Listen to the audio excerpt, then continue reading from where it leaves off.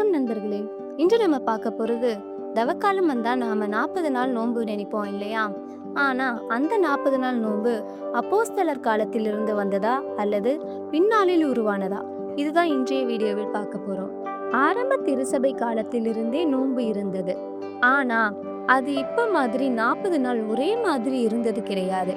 5ஆம் நூற்றாண்டில் வாழ்ந்த சில திருச்சபை தந்தையர்கள் அப்போஸ்தலர் காலத்திலிருந்தே 40 நாள் நோன்பு இருந்ததுன்னு சொல்றாங்க. புனித சங்கராயர் கிபி 461 இது அப்போஸ்தலர்கள் ஏற்படுத்திய 40 நாள் நோன்புன்னு குறிப்பிடுறார். ஆனா நவீன ஆய்வாளர்கள் இதை ஒத்துக்க மாட்டாங்க.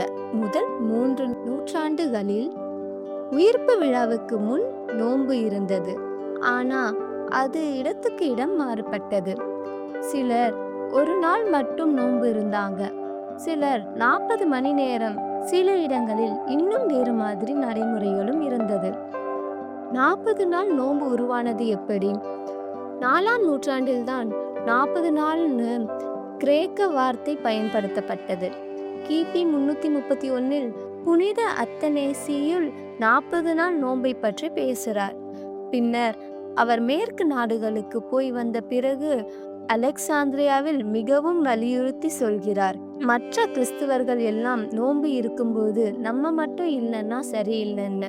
புனித அம்ப்ரோஸ் காலத்திலிருந்து ஐரோப்பியாவில் 40 நாள் நோன்பு உறுதியாக நடைமுறையில் வந்தது.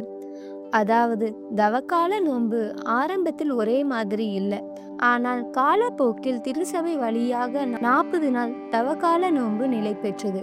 இன்று நம்ம கடைபிடிக்கும் தவக்காலம் நூற்றாண்டுகள் கடந்து வளர்ந்து வந்த ஒரு ஆன்மீக மரபு. ஆமேன்.